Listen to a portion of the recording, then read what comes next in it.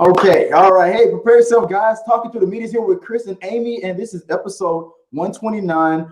I haven't done it in a while. The episodal shows I was trying to do every week, but with things going the way they've been going, you know what?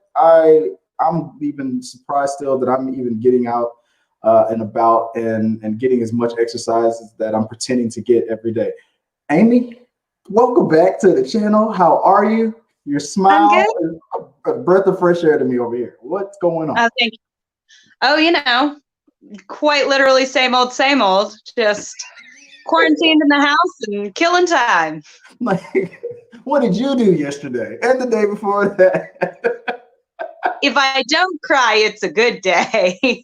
No, we were talking earlier about the difference, I guess, between Cali and Texas. Like your governor said that we're going to keep it shut down a little bit longer, make sure everybody's safe. Yeah, we're in for another month. For another month at least. I think mid-May. I couldn't think of. I don't know what month. Mid-May. We're here till March, baby. February, September. and over here on our end, our governor is like, open it up. Woo! Let's see what happens. All right, well, we'll find out. So we'll look back at it and we'll either be one way or the other. So who knows? Who can call it? But today we've decided that we're going to talk about something that we've all been doing, I guess, during this quarantine. We've all been just trying to find ways to occupy our time, get some exercise, watch and catch up with things that we haven't seen in a long time or that we haven't seen at all and we're watching for the first time. So I wanted to go down a top 10 because I said that I was going to take this show back to its roots. If a lot of you guys who've been subscribed for a long time, you remember that when this channel first started, it was mostly just me and Sean just doing top 10s.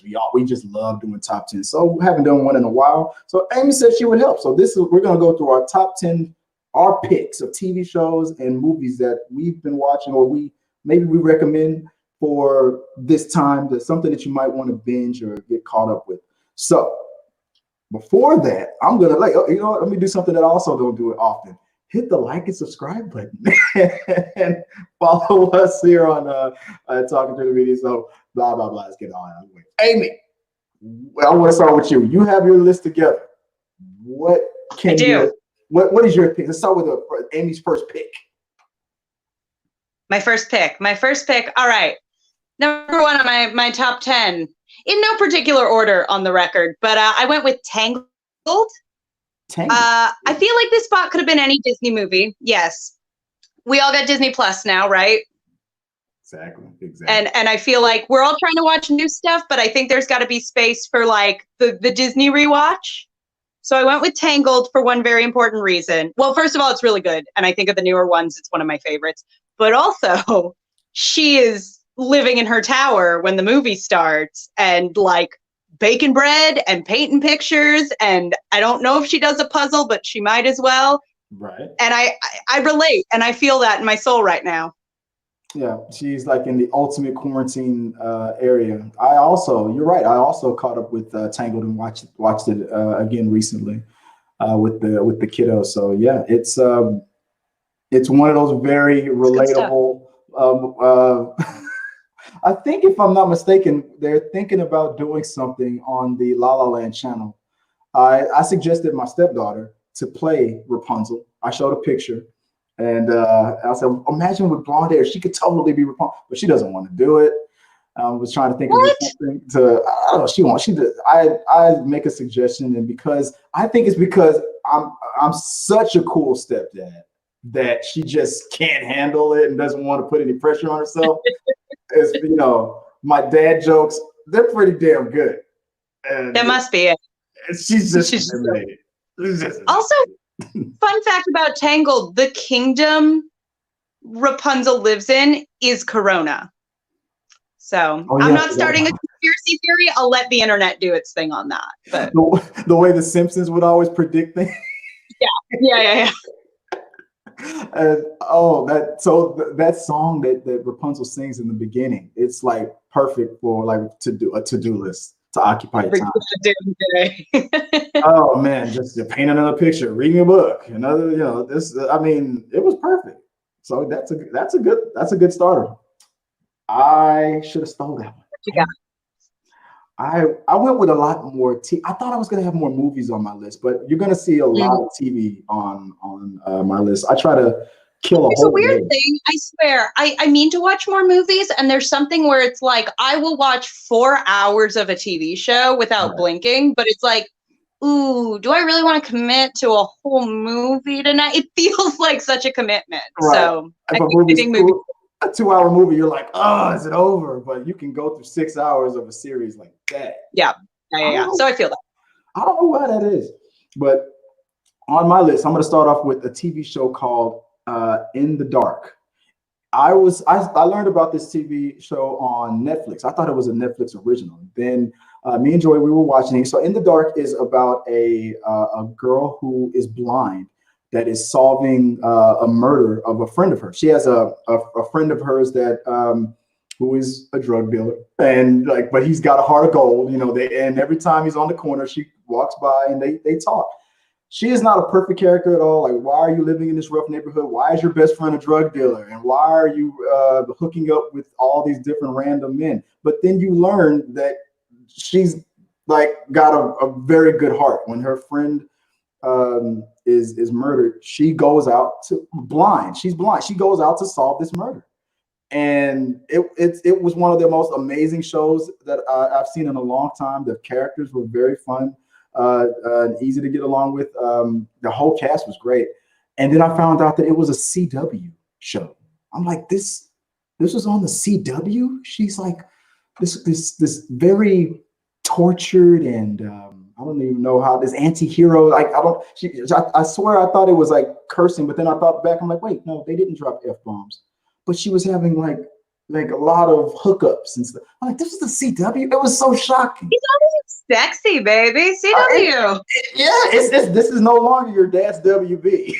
I have a CW show on here too. So CW is showing up. They're growing up, man. Getting sexy. Speaking about adventures in La La Land, Disney print was it Disney Predictions? Yep, with Corona. With Corona. They made Rapunzel to prepare us and give us tips on how to look inside the house for 2 years, live inside the house for 2 years. Yeah, that's true. I buy that for $1.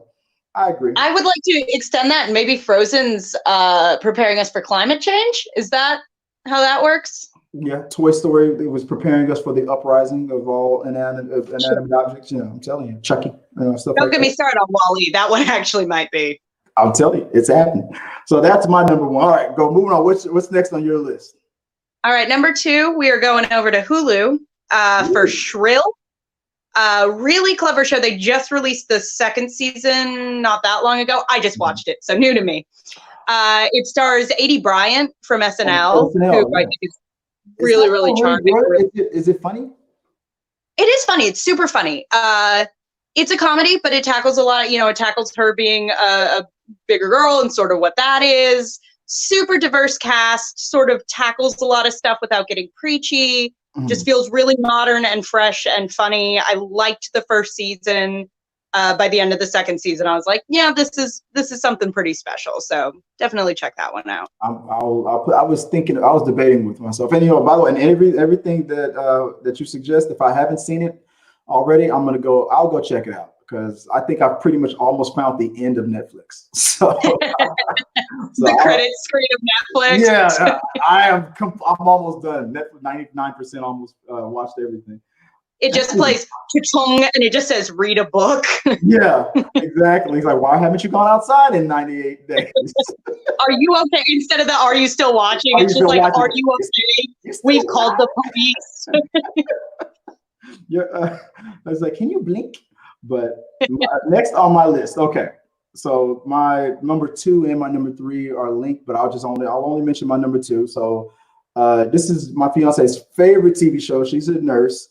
I don't really get into medical shows that much, but she has gotten me into Grey's Anatomy. And yesterday I think I cursed because I'm like, damn it, got me invested with these damn characters. A show that I wasn't even thinking about watching. Now I'm sneaking episodes without her. And when she's at work, I'm just all like, what's happening with Dr. Gray today? You know, so I've come to appreciate the sarcasm. I'm a sucker for witty TV shows and things like that. Even though ironically, I almost like there's things I love about almost every character, but the main star, Meredith Grey, she's still like polling below 50% with me. I don't know why. She's my least favorite character. And I feel like that happens a lot for me, where it's like I care more about all the side characters. Supporting characters. Yeah. It's true. It's like, come on, get it together, Gray. Why can't you be more like Izzy? But I mean, we'll figure it all out. But so yeah, that's another one that I recommend. All right, that's my number 2. So are we on your? Were you on your? Who started? You or me? Number 3. You're on number 3. Number 3. I wanted to put at least one true crime documentary on the list because I know everybody watched Tiger King. Everybody loved Tiger King. Not me. I enjoyed Tiger King. I have my issues with Tiger King. I know we're talking Tiger King later. Oh, yeah. But I highly encourage anybody who watched Tiger King and dug like the true crime stuff of it. There's so much good true crime, especially Netflix. I feel like really invested in that. So I'm going with Evil Genius. It is. I've seen that marketed. What is that about? So it's about, and you probably heard about the case. It was the like pizza man who got like kidnapped and they strapped an explosive device to him. And when they tried to disarm it, it went off and he unfortunately was killed. I remember but that it's story. like layers upon layers if they start digging in and it's like, was he involved in it somehow? Yeah. Like and there's this woman behind so much of it. Super fascinating, super frustrating in that way good true crime is of like, what's going on? But it just absolutely, if you're into that genre at all, highly recommend. But make sure you can handle it because it is about that case and it is how many tigers are in this documentary? That's what everybody's thinking. There's no a sad lack of mullets, but beyond that, 10 out of 10. Okay, well, I'll take your word for it. Okay, so and my number 3 is linked to my number 2. So I recently, let me make sure I'm not going to bring this up later. Okay, I'm not. So not recently, years ago, I decided to binge watch Buffy the Vampire Slayer. So I watched it, and then when it came to a part where you could see the obvious spinoff, the Angel series, I thought to myself, you know what? I never caught up to Angel, so let me watch in order as they aired Angel and Buffy as it aired, on TV when they were still on the air. So I caught up to both shows. I binge watched both shows and I watched them in the order that they aired. So when I started watching Grey's Anatomy, I remember that there was a spinoff called Private Practice. And when the show started to split off and you could see where that one character was leaving Grey's Anatomy, I said, you know what, I'm going to do the same thing. So my number 3 is Private Practice. I've got it bad. So yeah, not only did I was not looking forward to watching Grey's Anatomy, I am now watching Grey's Anatomy and Private Practice. I was just watching it before. Universe. Oh yeah, I'm all in. And I was just watching it a minute ago. And after we're done, I'm going right back because I got to see what's happening. Addison is pissed. All right. Chris, you have my email. Just go ahead and forward me your Grey's Anatomy fan fiction. I will read it when I can. Ooh, I don't think you want to see that or read that. It's up there. The Grey's Anatomy between that and Private Practice with Private Practice starring Taye Diggs. Let's just say that every scene that Taye Diggs is in is going to be replaced by yours truly. I'm sorry. There can only be one. There can only be one. So I put that out the way.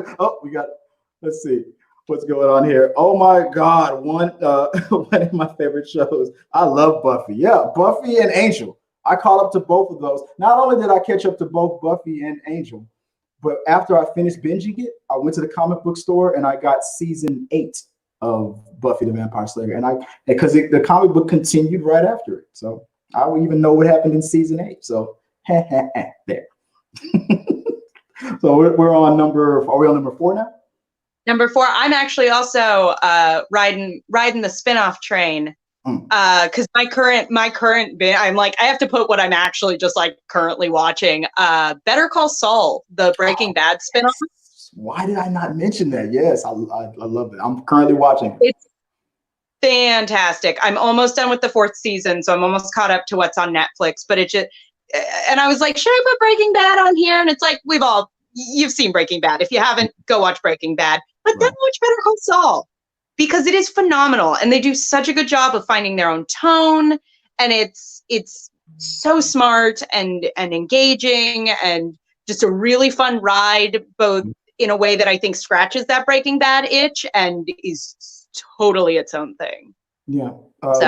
So the Saul character was almost like this comic relief thing that would come into the picture for Breaking Bad, but then obviously you could tell that this guy, since he seems to be connected with all these people that the Breaking Bad guys were, Walter White and everybody were being introduced to, obviously there's a story there with Saul. So this was brilliant, and that's one of those shows where it is it's better that you know everything that happened with Breaking Bad and then find out what happened or how they were all introduced. Because, and I'm not going to spoil it for anybody, there's certain scenes with certain characters that even if you know they probably died or anything in the Breaking Bad series, their deaths or any of their heroic moments or anything that they did in Breaking Bad, there are certain scenes that you see in Better Call Saul that gives it more energy, more gravitas, or whatever. I don't know what the word is, and I'm thinking of one character in particular. I can't say anything without spoiling anything, so I won't.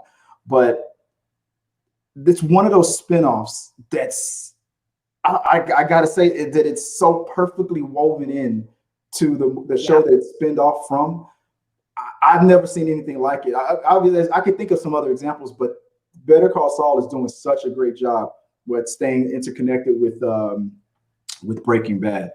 And one thing that I think was so good in Breaking Bad is your like villains with like the cartel world were all so fleshed out and interesting, and they start unraveling more and more of that world. And again, without spoiling anything, you get to see more of those characters. And like for me, I was watching it going, oh yeah, these actors are amazing. I'm so glad they're using them more, and these characters are so interesting. So my dinner's done, but I gotta go. Catch you the rest of the post later. That's my boss from from La La Land. Thanks, Amy. We'll send in the comments. But no, yeah, you're right. I love both shows, and I have a feeling where it's going, but I don't want to say it out loud because I'm afraid that if I say it out loud, it's going to happen and I'm going to get sad. So we'll even though the evidence is all throughout every episode, the beginning of every episode would probably happen to him. On my list, my next, I think we're still on number 4 for me. So I have a movie that on my list, The Accountant. And I just recently caught up with The Accountant. I'm thinking about doing a separate review for this movie because I remember it being suggested to me a long time ago by my ex of all people. I remember staying home with our kid, well, just one at the time, and she went to the theater to see it. I think she won like tickets and saw the movie, came back, and she's like, I really liked it. And I was like, that's not the kind of movie that you really like. But she's like, I know, but for some reason I loved it. And I remember hearing people say they loved it and they want a sequel. And I was thinking, okay, this is a movie that I just got to catch up to eventually. And then got time, I caught up to it. Oh my God. Ben Affleck's character. So you have a character that's that I forgot the condition that have you seen The Accountant? I'm trying to think. He plays like he plays a hitman, and it's not Down syndrome that he's suffering from. It's a disorder where things have to be like he's very particular when he starts something. He's obsessed with. He can't stop until it's done. And Am I thinking of the right movie? Is that Matt Damon movie, or am I thinking of something else? no, you're thinking about The that Informant. No, you're different movie. what's that guy's name? The Informant is what I'm thinking The of. Informant. I think that is Matt Damon, but no, the accountant is Ben I've Affleck. not seen the He is an put it on the accountant, list. and he has mental disorder, and he's had it since he was little, and he is trained to focus his energy because he has a brilliant mind. He's great with numbers, and he's trained to focus his energy and into his skills, his strengths. He becomes a skilled fighter, and he eventually becomes a guy who is trained to deal with the money and the books and the accounting dealings for dangerous and very powerful people. And then when he gets into a situation where somebody hires him and then tries to kill him, he has to defend himself. He's like almost like a John Wick type of a character. But the thing that made it interesting was the fact that you have the gentleman who played. I'm bad with names. I forget his name, but you remember the new the Punisher, the Marvel Punisher series that was on Netflix? Yeah. You have him playing the villain. So you technically have Batman versus the Punisher in this type of a movie, and I'm thinking, oh my God, why have I not watched this? Because that's exactly how it felt. And now I'm like, I 100% see what everybody's talking about. It's one of those movies that it's very unique. We were talking about Trolls last time, and one of the voices, is it Anna Kendricks? Kendrick? She's also in the movie. Yeah, she's in the movie as well. She's the I guess the love interest, I guess. And the chemistry is very good. So that's one of the movies I recommend. I had a blast with it. So if you like, it's a shoot 'em up assassin type, but it's very smart, and it's romantic. I'll give it that. That's some good romance in there too. So a little bit of romance. Did you write accountant fanfic too? Is that on its way? Which one? Did you write accountant fanfic? Anything with Anna in there, yeah, definitely. And I'm also replacing Ben Affleck in that too. Similar type. That's pretty much all my sexual fan fiction is me just replacing whoever is kissing the girlfriend that I should have in that movie, whatever. That's just my thing. But we're on number 5. What are you got? 5. So my number 5, I was like, I should put something a little more current on here. So I just went my personal favorite movie of the last year, Jojo Rabbit. Oh, yeah.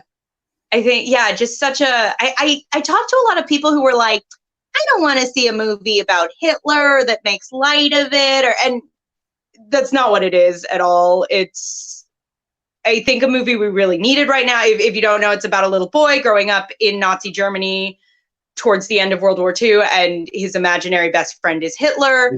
But I think it's so smart.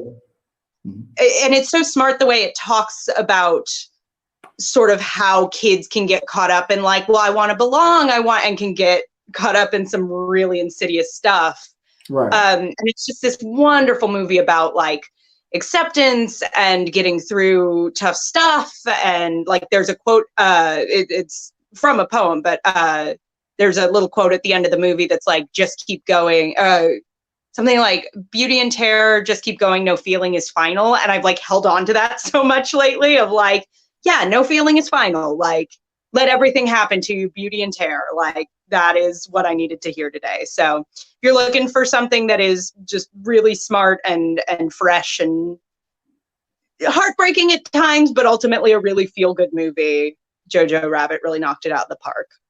Without giving anything away, I think Amy will agree with me. All you have to do is say the shoe scene.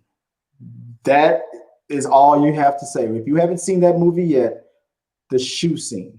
Trust me, that movie. I don't know if I've ever gasped. Like, I went and saw it by myself and alone in a theater. I actually it caught me off. It's just a lovely film. Like, truly, I feel like lovely is not a word you get to use very often, but you're right. But you're right. It's and that movie, it was smart too, because you don't think about it, but it made sense that a little boy growing up in Nazi Germany at that time, their hero would be Adolf Hitler. I mean, that it Yeah. just made sense. I mean, your imaginary friend is probably your hero. I mean, he's the propaganda was everywhere. So all the little boys wanted to grow up and be like they had to think like that.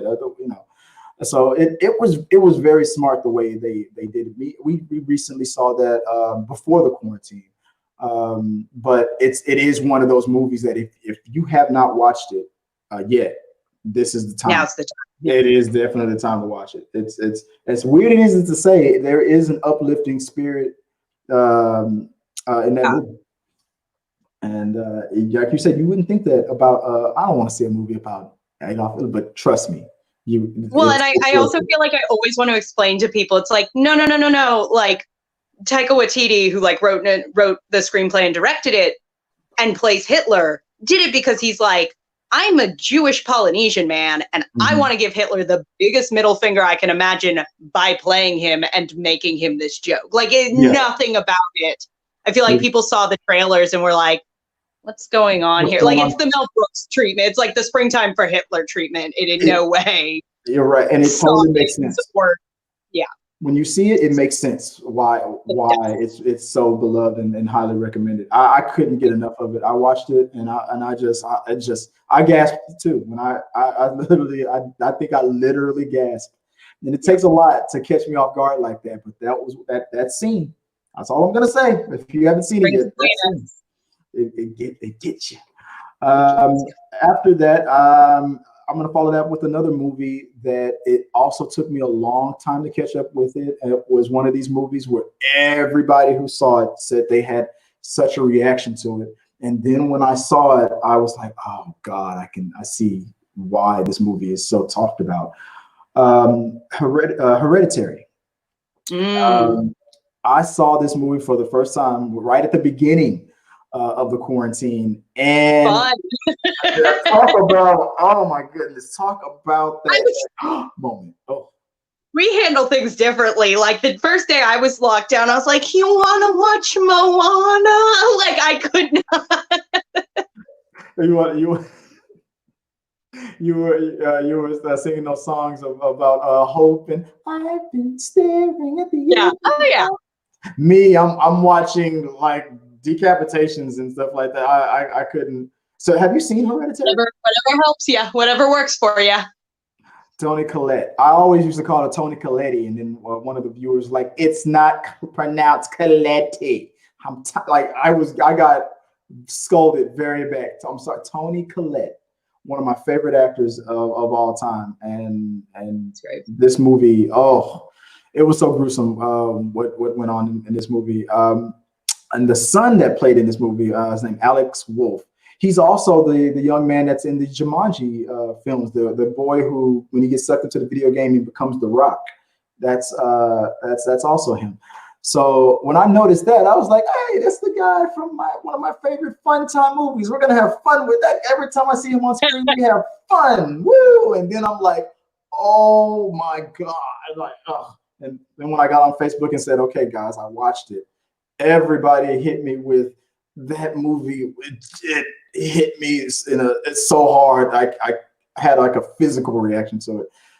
And there's a scene in there where, oh my God, you know why, but but I'm gonna honestly say, I enjoyed the movie. I did not enjoy the ending that much. The whole movie had me until the very end. I feel like it could have went a different way, but I won't complain about it. But the things that it made me feel throughout it, I was tense the whole time. I was upset.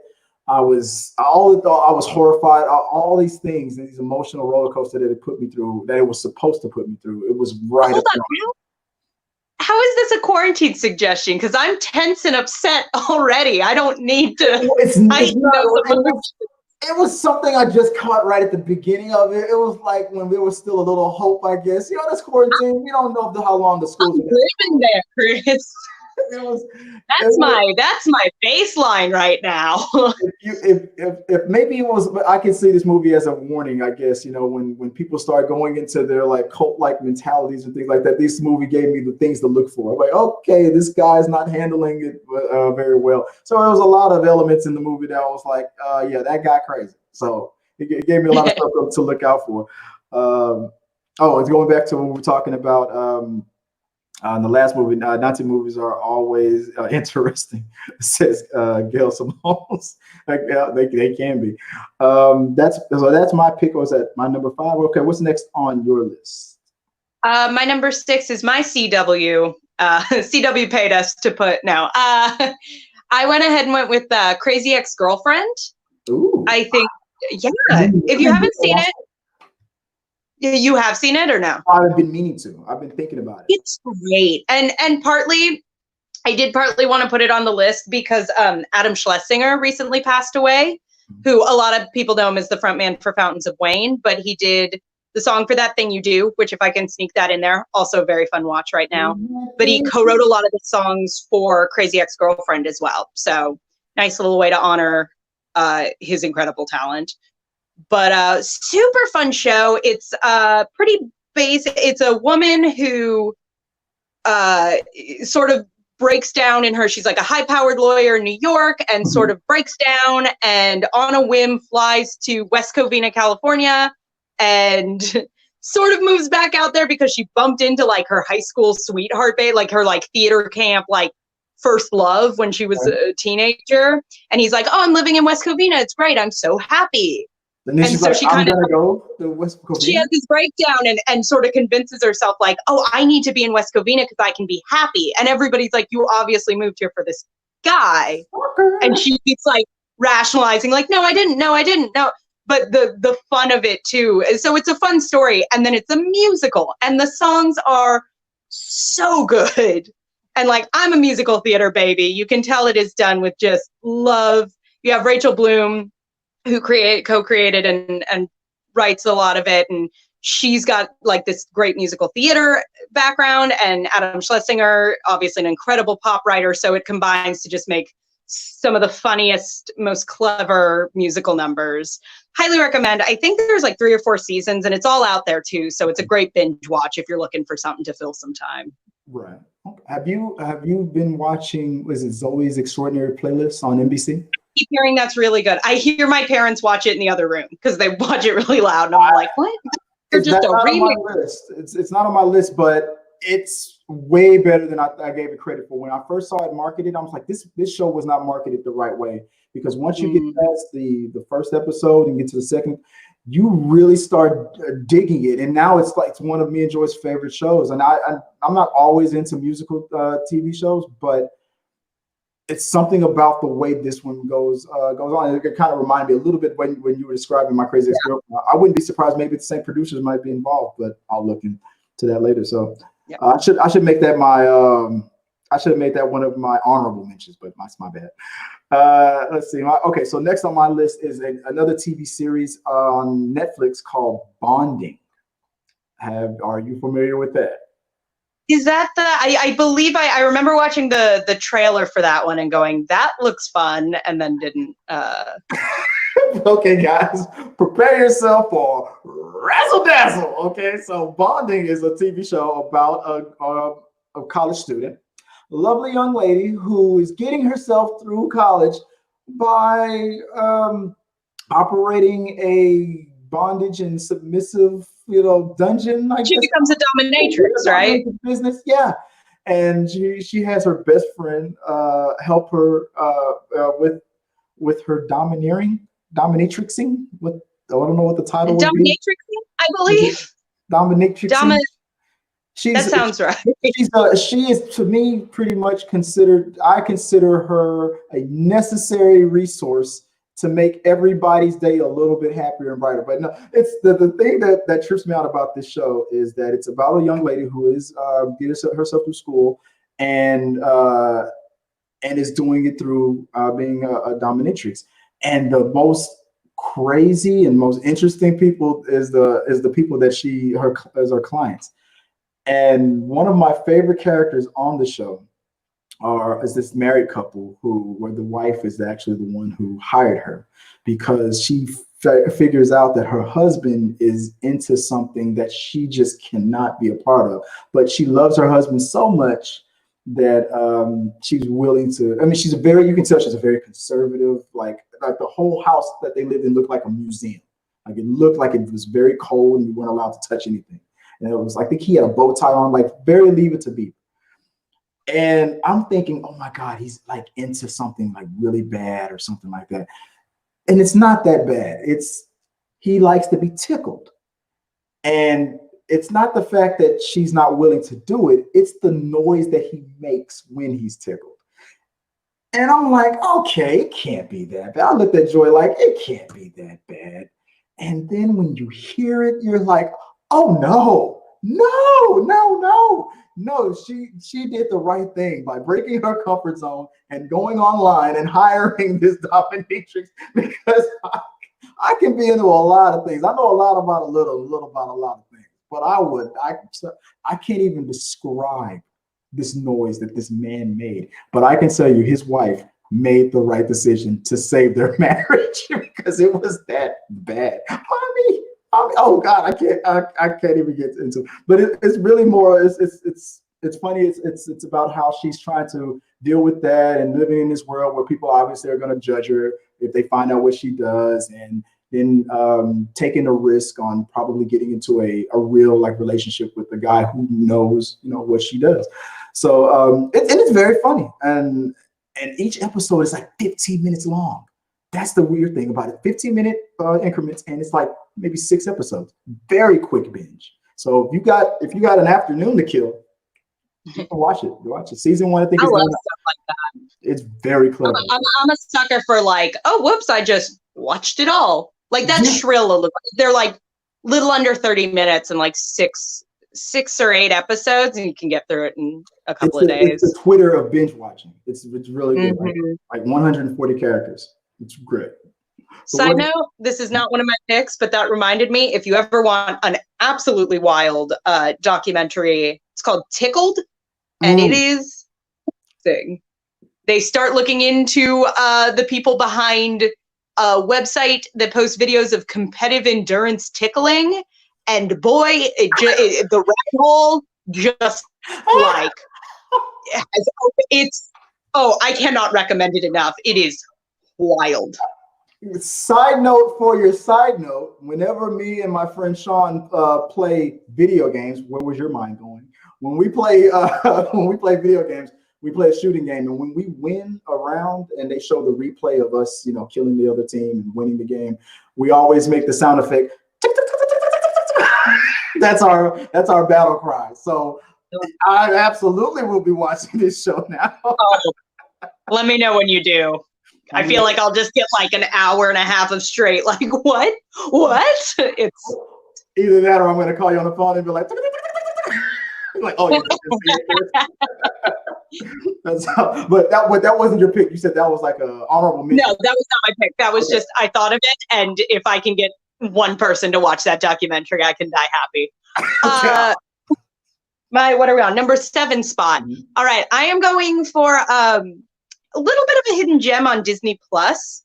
There's a Disney, I believe it was like a Disney Channel show called Gravity Falls. And if you're just looking for something real fun and sort of just a fun, easy watch, but still very, very clever. It's 2 twin siblings who get sent, it's a cartoon. They get sent to live with their great uncle who runs sort of this scammy, like, it's the Mystery Shack. It's like a fake museum of like curiosities in this small, Oregon town. Okay. And then things start getting genuinely weird. Like it's a little Twin Peaksy, very, very funny, just very cute. It's definitely become one of those, like Indiana from I don't know if you're old enough to remember that show on Nickelodeon. Yeah, no, I've heard of that. It's kind of shades of that. Just highly right. I feel like it's really become for my boyfriend and I, like, we're having a bad day. This could be fun to just put on and sort of zone out and just have a couple laughs. Super clever, though. The through line of it gets really fun, and recommend it. Okay. Gravity Falls. Gravity Falls. Maybe is it on? You said it's on Disney Plus. It is, yeah. Okay, so okay, I'll check it out with the kids and see if they've already seen it. I'm looking it up right now, and the way it's drawn, it looks like this other show that my kids love. I think it's on Nickelodeon. I was trying to see if maybe it was the same producers, but I haven't seen. Like people who watch this also watch, but I haven't seen the show that I'm thinking of. So I'm probably it reminds me of another TV show. The way it's drawn, it's called Big City Greens. I don't know if they're for the same. Okay, I've heard of it. Yeah, maybe they might be the same producers because the main characters kind of look alike, but we'll see. Well, I'll look into it. I'll go down the wormhole and look up Gravity Falls on Disney. My next pick is all the way from Canada, from Canada. I call them Canada.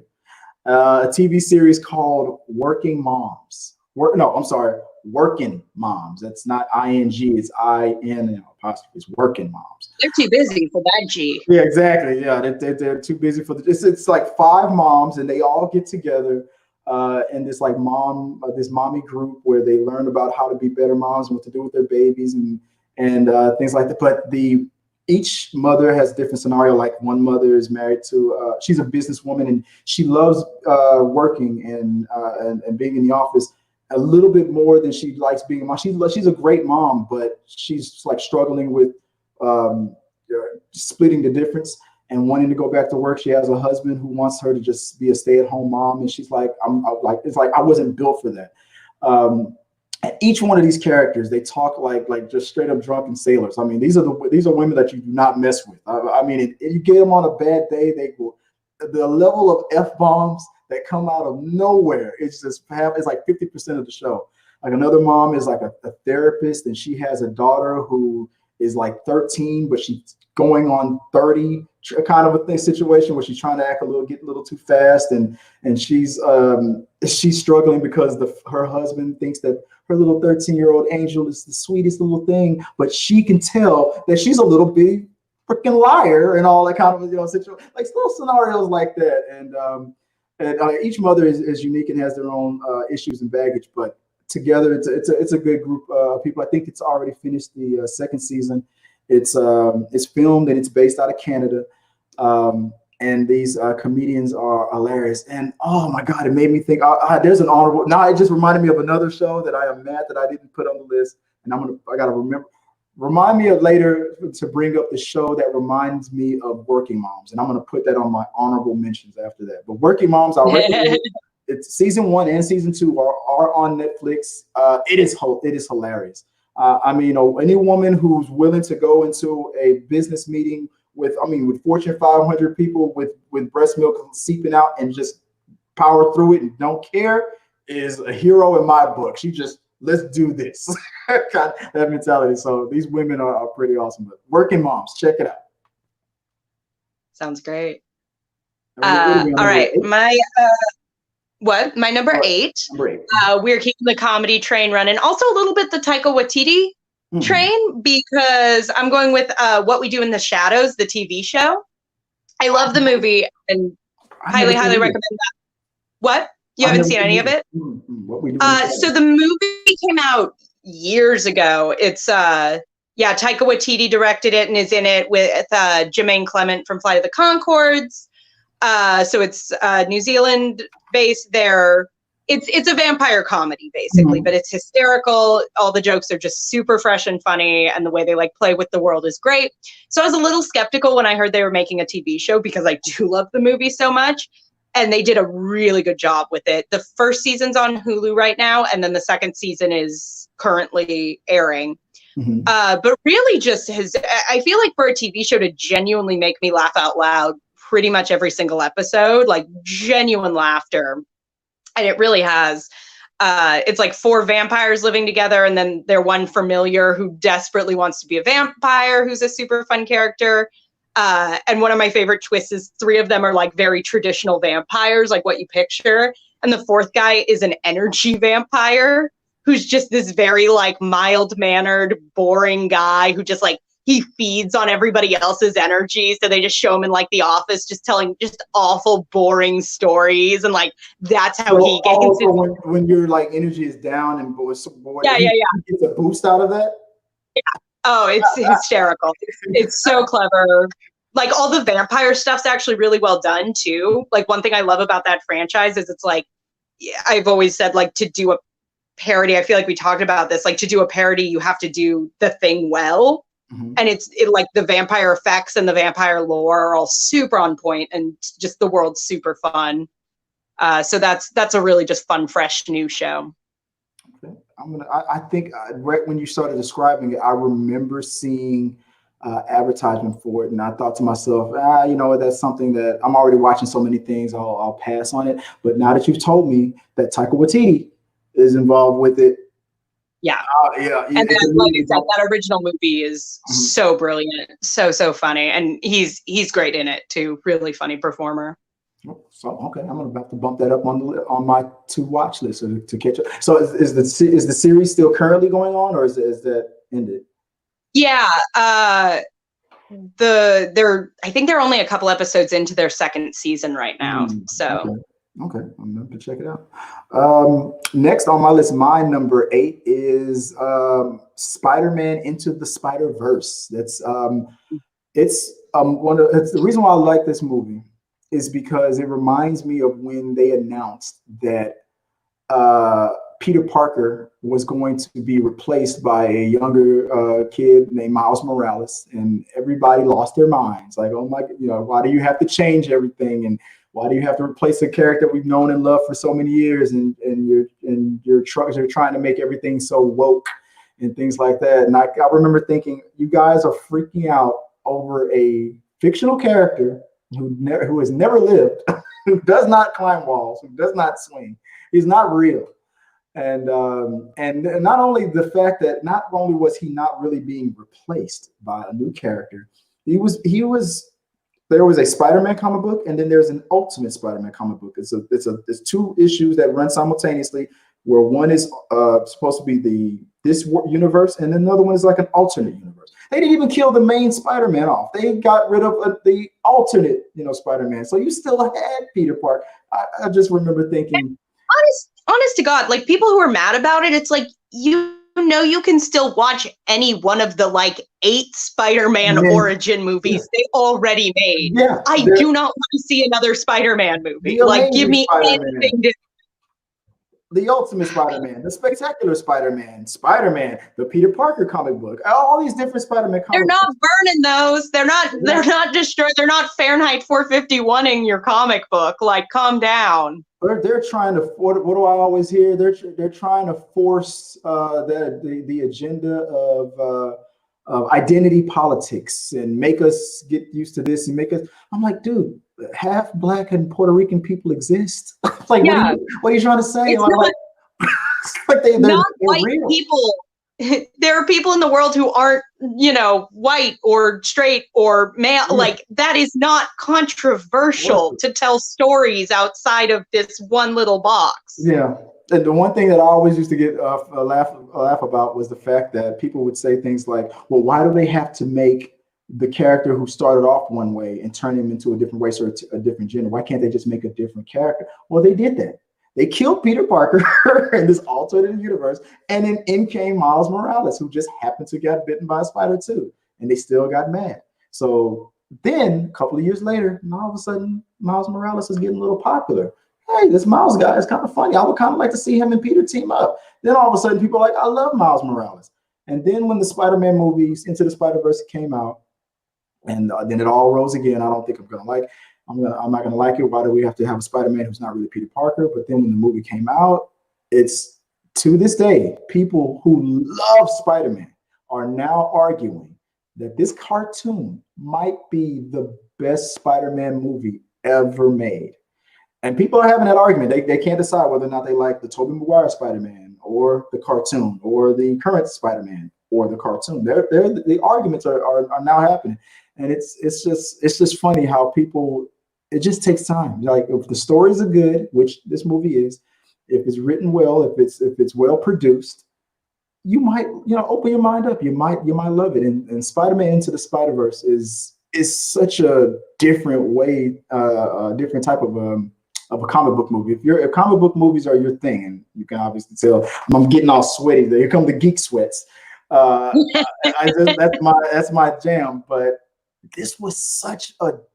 I'm like, we've seen the Uncle Ben thing over and over and over again, and Miles has a similar story. But the way it went down was like, oh man, it was so dramatic and so well done. So I can't, it's one of those movies that I can watch over and over and over again and not get bored with it. My kids, anytime it's playing, they're gonna sit down and watch the whole thing. It's one of those movies that grabs you. So if you are one of the 3 people in the world that haven't watched this Spider-Man movie, check it out. You will not be disappointed. But you said you almost put this on your list. I did, and I think one thing, to me, I can always really gauge a superhero movie not just by how much people who love the comics do, but how much people who don't love the comics do. And I am not, I'm the first person to admit I'm not a superhero movie person. There are superhero, I know. There are superhero movies I love or enjoy, but that they have to stand on their own merit. You know what I mean? Like, I'm not a person who's like just so excited to see, Spider-Man on the big screen that I'm going to love the movie regardless. So it was super, and my boyfriend is a diehard Spider-Man fan. Like, that is his superhero. Loves Spider-Man. And so it was like, you know what, go see it. Let me know how it is usually how we do superhero movies. And he came back and he was like, you have to see this movie. And he does not say that about most superhero movies. And I love it. And I almost put it on my top 10 of like, this is just fun. It's escapism. It's exactly the type of movie I feel like is sort of a tonic to what's going on right now. But for me as a non-superhero fanatic to have loved it as much as I did, I think really speaks highly of it. It says a lot. So tell the truth. When your boyfriend came home after watching the movie, did he do the shoulder touch? Hey, you gotta watch this movie. But there's other comic book movies that I would recommend. That's you're right. If it's so well written that if you took the superhero elements out of it, that it could stand on its own. There's not that many comic book movies that do that. I would argue that The Dark Knight, the second Christopher Bale Batman movie. Do you take Batman out of that movie, and you still have a good cops and mobsters movie where the police are trying to fight corruption and clean up the city of Gotham. It just happened to have a guy jumping over buildings in a bat costume. Another movie that also stood. It was inside the genre, but still kind of stepped out of it a little bit. The third Wolverine movie. I don't know if you've seen Logan. I didn't, but I heard it was great. Like, just one that stood as a movie. As a drama. I mean, I'm talking. If you've seen any of the X-Men movies and know what some of those characters went through and whatnot, and then if you see Logan and you see how this whole thing with the X-Men end, it's very sad. I mean, when you're dealing with a father and a daughter situations, you're dealing with struggling with your own mortality. And mental illness. I mean, father and daughter, an estranged father and daughter scenario. A person's dealing with his own a person who's been known to self-heal and rejuvenate and could probably live forever, now suffering with his own mortality, and another character who is struggling with mental illnesses. And that was the first couple of things that I talk about before even mentioning, oh yeah, there's a superhero in there too. So you got all these other dramatic elements in that movie before you even get to the superhero part of it. But it's one of those movies too. So I'll throw that in there as another one of my honorable mentions. But and I would mention, I think in a similar boat, but very different. My favorite superhero movie ever is Guardians of the Galaxy. The one that made you cry. It does make me cry, but I would argue I'm like, I don't like this movie because they're superheroes. Like, I did not know who Star-Lord was going into this movie. I didn't care who Star-Lord was going into this movie. I liked that movie because the characters are engaging, the comedy's fun, the world's in, but like the music works.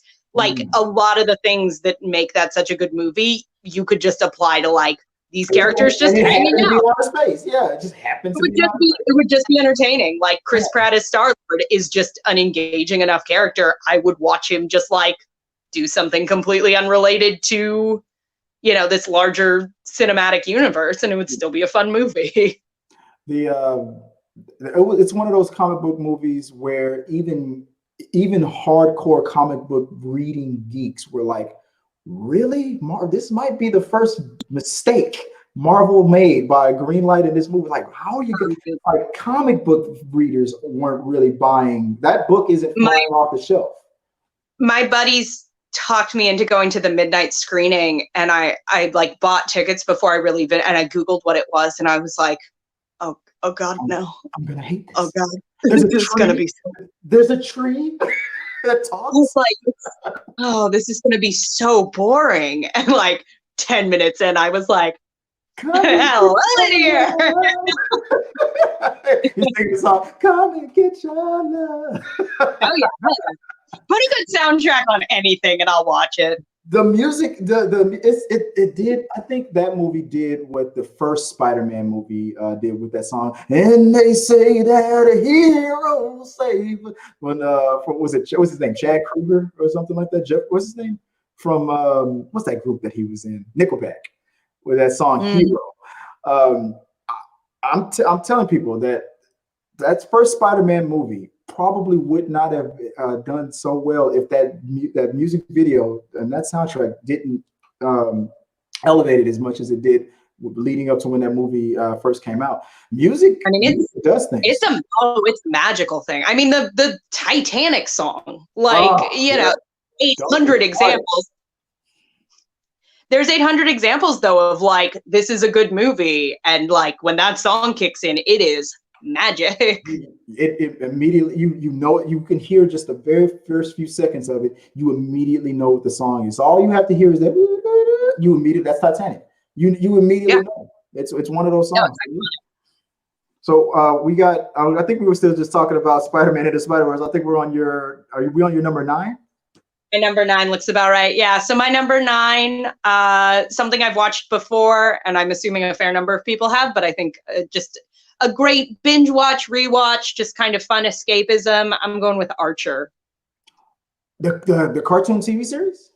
Mm-hmm. Yeah. Is that any good? Should I watch that? I think the guy who does the voice of Bob's Burgers is the voice of that. Yeah, H. John Benjamin. And it's weird because both of those are like just regular, like, I'm gonna put this on to go to bed shows. So occasionally I'll get them back to back, and it really, my brain just doesn't know how to turn it off. Do that. Yeah, but yeah, again, just a fun, like, and again, one thing I love about Spiderverse, just so visually interesting. Like, I love anything animated that really uses the animation to create just a really unique, stunning world. And I think Archer's such a visually cool show. It's kind of escapist in this fun, like, sort of nebulous time period. If you don't know, it's basically a spy spoof. Right. It's sort of James Bond, but then addressing all the problems that would, like, the alcoholism and the womanizing and like playing with those. Yeah, really leaning into this sort of a messed up dick this guy is. But all the supporting characters are so much fun, and the running jokes on it are brilliantly written. It's a stellar voice cast, like Judy Greer and Aisha Tyler and H. John Benjamin, and just one of those shows that I think is just sort of endlessly rewatchable and just incredibly fun and kind of escapist. In the later seasons, they started doing, I finally caught up really recently on some of the later seasons, and the writing isn't quite as sharp as it is in the early seasons, but they start doing really fun stuff. Like, there's a season that's noir detective 1940s theme, and there's a season where they're on, it's like sort of this Casablanca French Polynesian island thing, and like, it's very fun. They tackle different eras in the detective or spy film. Yeah. They just start really having fun with it and going, okay, we have these tropes and these characters really nailed down as to what makes them tick. Mm-hmm. What if they lived now? What if we, just sort of copy pasted that different world that would be fun to play in? So but especially those first couple seasons, I think I binge watched in about, it's one of the few shows I remember really actively being like, it is 3 a.m. and I need to go to bed and I am going to watch one more episode. So.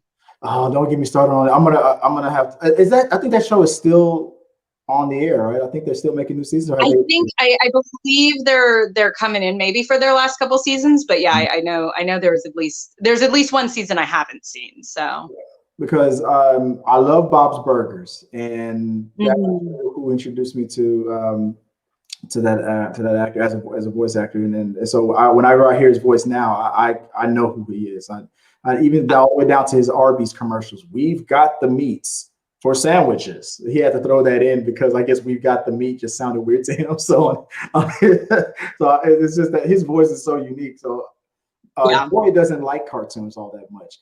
I love her to death. I mean, she's my fiance, but you know, she's like, I don't know that if she would have told me that she didn't watch cartoons when we first started dating, it might have been a deal breaker. I don't know how. It's weird, but she loves Bob's Burgers. There's something about Bob's Burgers and his sense of humor. It just clicks with her. So I'll binge watch Archer and see if Archer connects with her that way too, and I can try to definitely a different tone. I would say a little bit, because one thing I do love about Bob's Burgers, and I almost put it on the list because that's definitely just like I have shows I kind of call them like safe space shows of like, I'm having just an awful day. I just need something I know will just feel kind of joyous and pure and happy. And I think Bob's Burgers is one of those shows. Archer is a little bit more, I can't think of the word I'm looking for. A little bit harsher, a little bit, you know, not mean spirited, but definitely bit more of an edge to it. But so fun, so funny. Okay, yeah, I'll put that on. I'll put that down to catch a couple of episodes because definitely give it a watch. You'll know pretty quickly if it's your cup of tea or not. I'm trying to get her to watch more cartoons with me. Like, and it has to be shows like that, Bob's Burgers, and the new Harley Quinn cartoon. If there's got to be I guess there's got to be a certain amount of cursing, or she's not going to watch it. I don't know. that's just. She might like Archer then. Okay. Well, I'll check it out.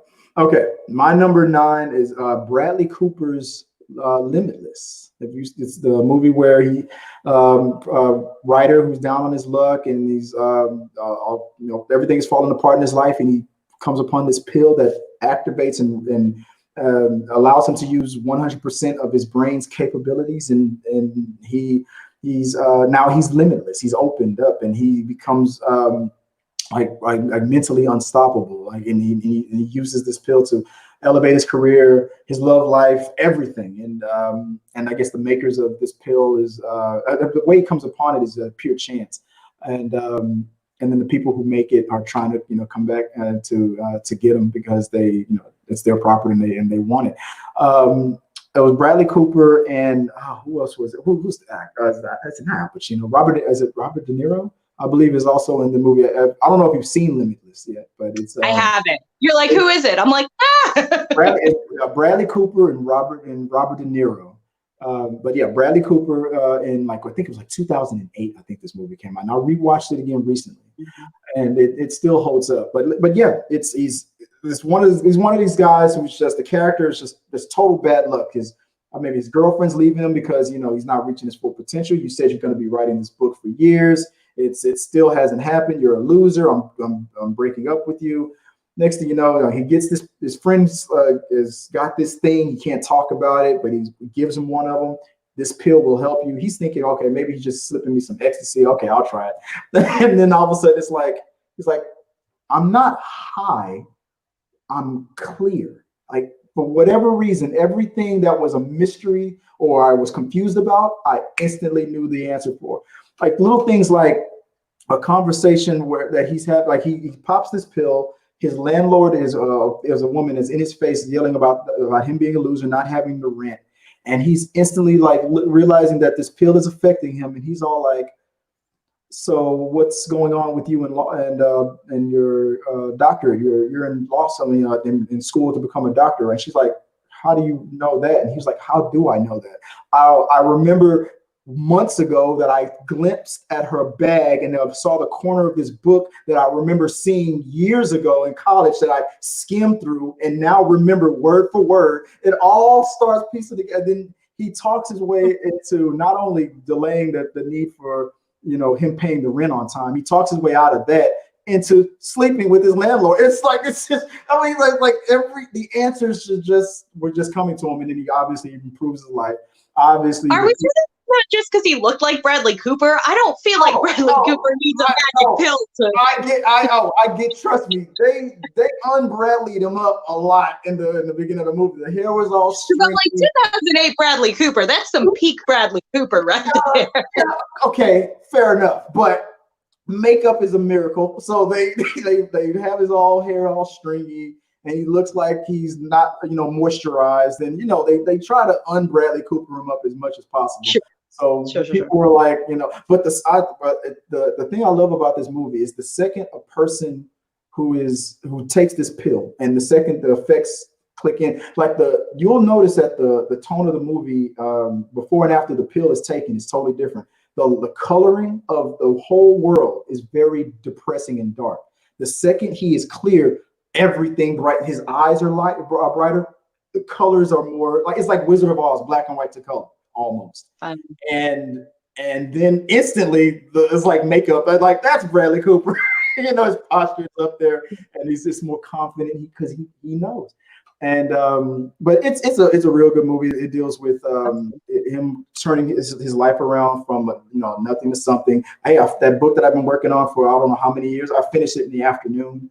I'm ready to take my advance now. Let's get this money. Oh, let's play with the stock market and all this stuff. You know, and you know, doing what the pill helps you to do.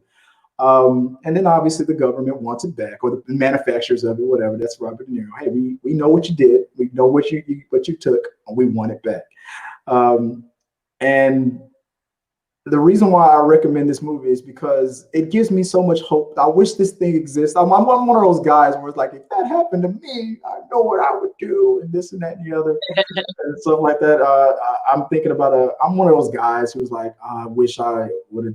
I know it's not good, but you know, I look back and I wish I would have did this differently, or that. Like the stock that I used to have, I wish I didn't sell it, because I would probably be a millionaire right now. I sold my stock in Apple right before the iPhone came out, the smartphone dropped, and I got rid of all that stock that year before it all.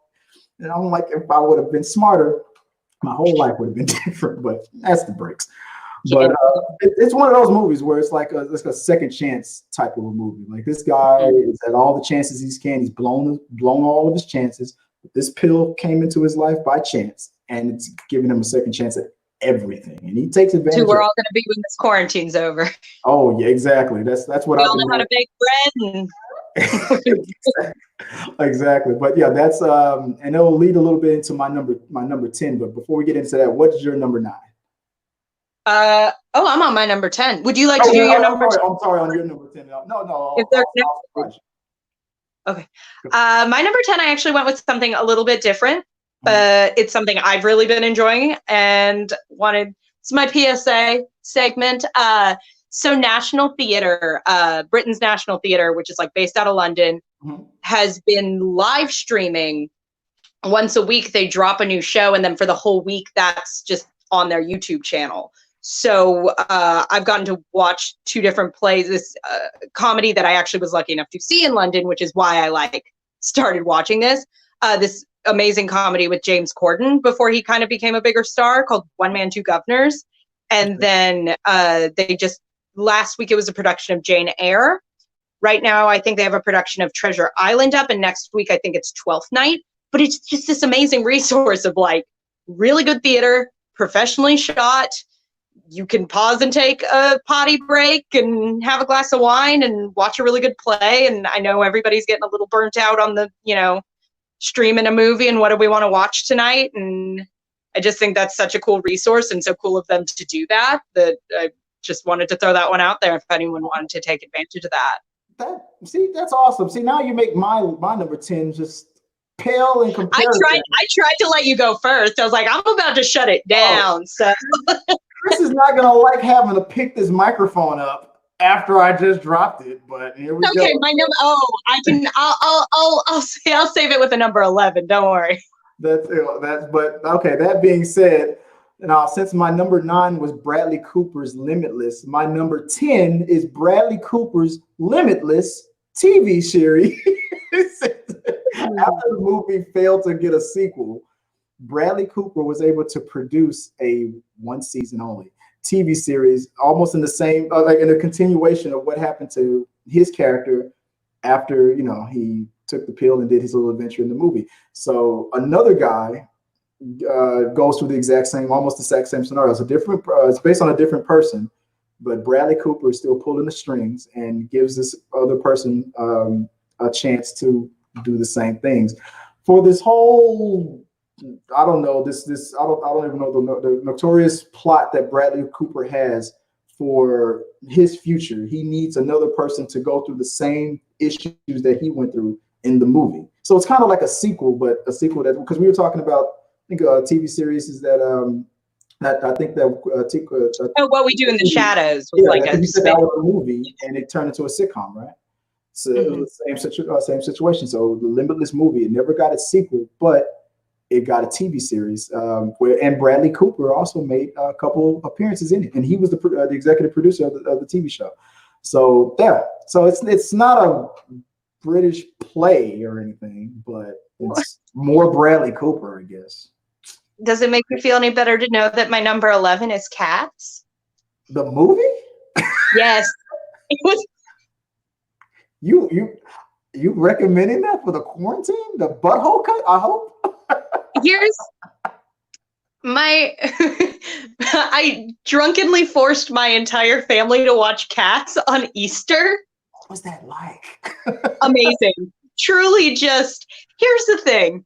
I've watched a lot of things in the last month, and I have never felt so many emotions at the same time as I did watching Cats. Look, it's bad. It's the worst movie I've ever seen.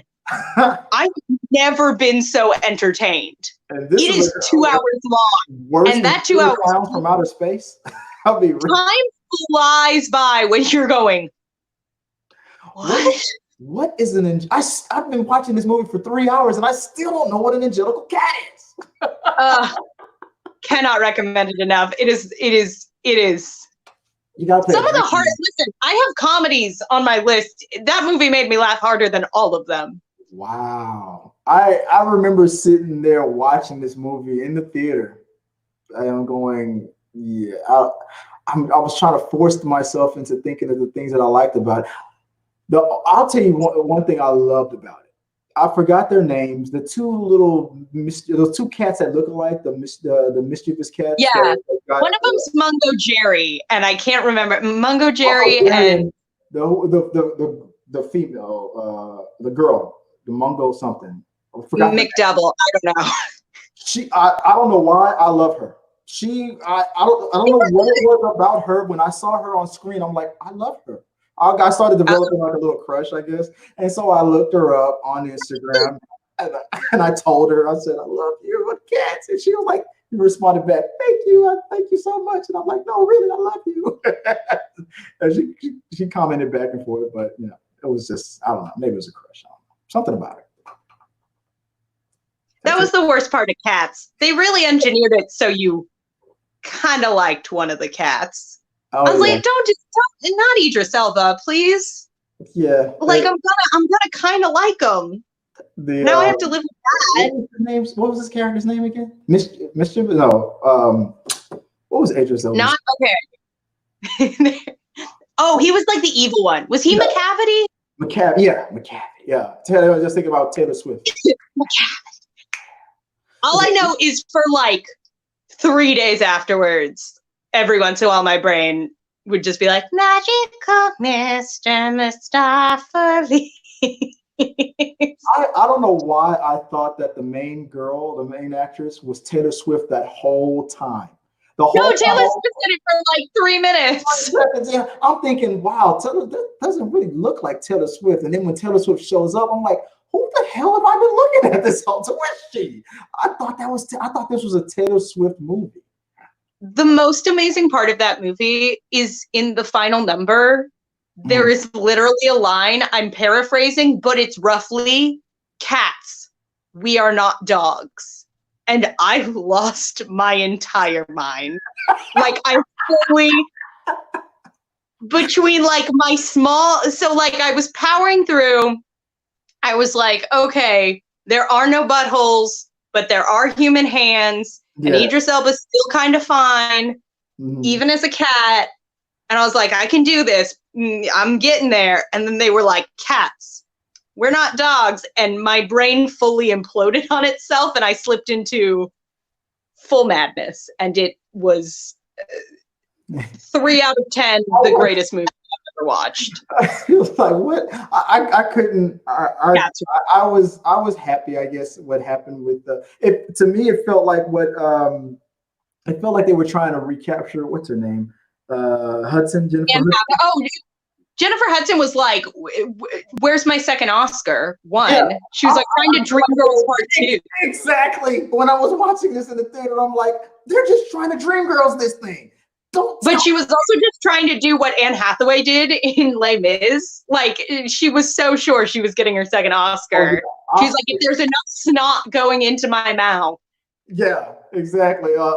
Blair Witch style. I'm sorry, Mom. I'm sorry, Dad. Yeah, that is exactly what I was thinking the whole time. I'm like, they're trying to Dreamgirls this thing, and it's not happening. I'm sorry, you're not getting the Oscar nod for this. It's as good as she sung and probably her performance was. Everything else around it was. Nobody was gonna forget. I don't think Cats was nominated for any Academy Award. No. Razzies though. Oh man. Oh sure. I could just live a long life without ever seeing Cat Rebel Wilson like spread her legs again. It happens like 9 times. I was like, please stop doing this. I thought that was the best part of the movie. The little children, mice and stuff. Oh my goodness, it was. And the cockroaches. Oh God, I'm having flashbacks. Don't do this to me. It was. I loved it. But I loved it, and I think we have the rental for a couple more days technically, and I might watch it again. Go away. If you like it, I love it. Anything else in your honorable mentions that you want to throw in? I know we kind of put our honorable mentions in there throughout the show, but yeah, I feel pretty good about my honorable mentioning. I have 2 more. While we were talking, I thought of 2 more that I want to add to the honorable mentions. I don't know why I didn't think of these before. There's a TV series. It just ended. It's called Teachers. It's what channel is it on? I forgot. It was on there's a TV Land.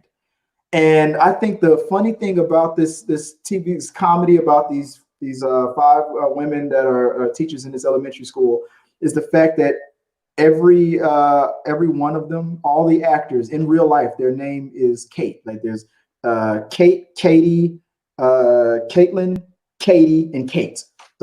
That's their real first names in real life. And but they're acting, their character names are different. Miss this, miss that. But you have the teacher who is like a trust fund baby, but she loves to teach.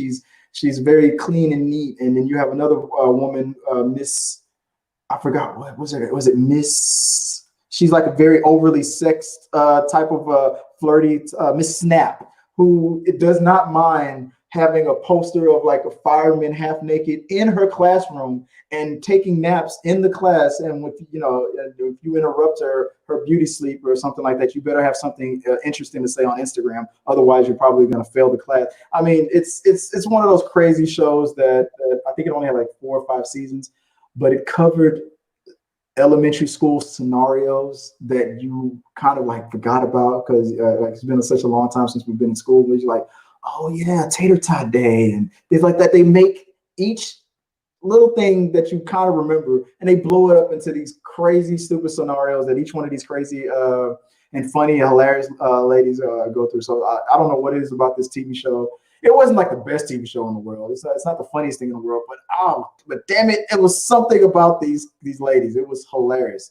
So Teachers, if on TV Land, if you haven't seen it, go on. What is it? It says it's on Amazon. Well, no, well, damn, I don't think if TV Land, if you got cable, I guess, go find it on TV Land. It's there somewhere. Go check it out. And an old sci-fi TV show, I think it was on TNT, if I'm not mistaken. Do you remember the TV show Being Human? I've heard that's good. Being Human, starring Sam Witwer, one of the most handsomest guys in the world that is the biggest Star Wars geek. It is not fair how much this guy knows about Star Wars and has also acted in Star Wars. And he also looks like that, the way he looks. It's not fair. Sam Witwer, Sam Huntington, and Megan Rath. Sam Witwer plays a vampire. Sam Huntington plays a werewolf, and Megan Rath is a ghost.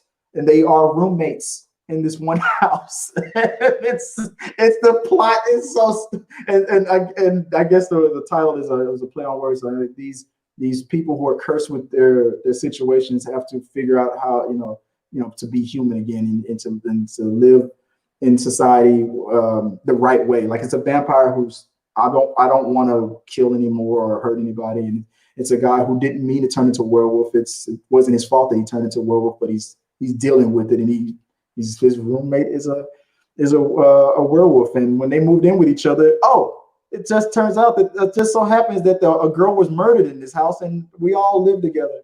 And I said, I'm not gonna watch this. This is ridiculous. One episode in, this is the greatest show I've ever seen in my life. Is it a comedy? It is a comedy drama. Oh. It gets pretty dramatic. It's almost like Buffy-ish in a way. Okay, yeah, because I'm like, that sounds fun. It's very fun. I'm a guy, I'm a guy who loves that dry, witty, stuff. It's very sarcastic, very witty, and it gets into the whole romance stuff too. It gets it's almost like the Grey's Anatomy of horror sci-fi. It's weird. I don't know how to explain it. It's full circle. It was based on a TV show that was of the same name from England, and there was an American version starring these guys. And I watched the American version. I tried to watch the British version, but I was like, I just saw all this, so I'm not going to go back and watch the British version. Right. But I recommend it. If you have time to kill, go check it out. It's called Being Human. You do, and you got a little time. So that was the last of my honorable mentions, but we knocked out our top 10, what we recommend, guys. Let us know what you guys think. Comment below and tell us what you guys have been watching, what you recommend, what movies that you want us to catch up with, or that you like. Oh, this is the greatest show of all time. Which of the cats from Cats do you have a little crush on? Because you do. I don't know why I love her so much. I forgot, what is it? I'm gonna look her up. I'm probably gonna text her and be like, I mentioned you today on my show. She's gonna be like, who are you? I'm like, it's Chris. It's Chris. Do not send me that fanfic.